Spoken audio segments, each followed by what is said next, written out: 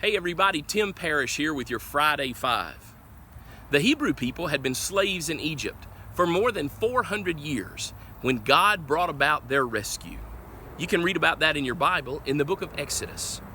He brought them out of Pharaoh's land, through the Red Sea, sustaining them through 40 years of walking circles in a desert, until finally they crossed the Jordan River, and God placed them in what we know as the Promised Land. It was to be their forever home, but there were a lot of other people there, enemies of God, who needed to be displaced, removed, eliminated before they could go on and live forever in that land. The first city they faced, the massive fortified city of Jericho.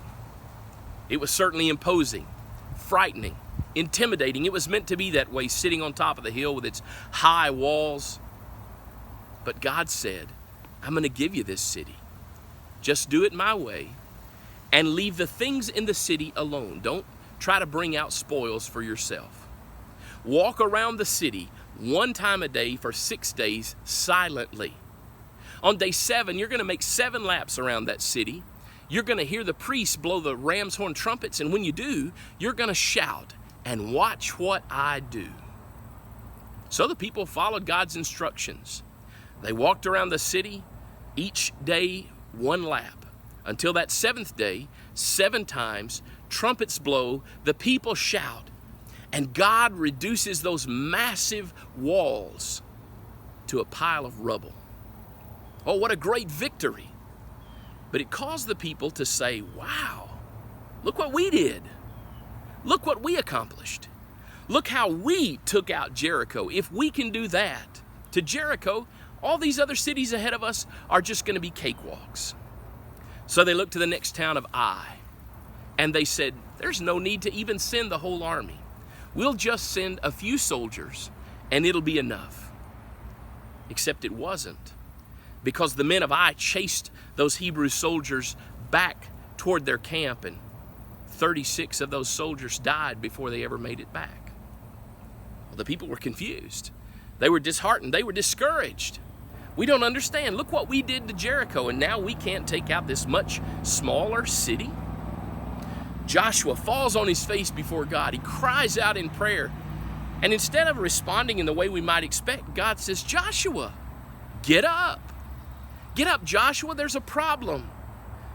You see, Joshua, someone kept things that I said don't keep. And that's the first reason that you were defeated. Secondly, your confidence was in yourself and not in me. Well, the people find out through a strange course of divinely orchestrated tests that Achan is the guilty man. He confesses, and unfortunately in the story, he and his family are killed. Now the people of Israel are ready to go back to war, but this time there's no doubt they need to take the whole army, and they need to follow whatever instructions God through Joshua gives them. They do this, and when they move forward against that city, they are victorious. In fact, they killed over 12,000 people. What was the difference? Well, 2 things really. One, they dealt with the sin that was a problem among them. Their team had an issue that needed to be resolved. Then they also realized that their ability was not what had given them victory, but God had done something amazing. They claimed the victory, they enjoyed the victory, but it was God's, not theirs. So when they backed up and they did things God's way, and they handled the problems that they had, victory was theirs. 2 lessons for us. One, whether we're talking about team sports, whether we're talking about our family or our church or our work or whatever organization we're talking about, sometimes there can be a problem internally that will keep everyone from success. Sometimes we may need to deal with something uncomfortable, but we may never move forward until we do. Secondly, we need to realize that just because victory is back there, it doesn't mean we're strong enough, that we're able enough, that we're smart enough or confident enough to defeat whatever comes ahead. Instead, we look back and we see the mighty victories that God has won for us. We see the places where God has brought us from, and we understand that as we go forward, we'll experience victory only when we let God lead the way.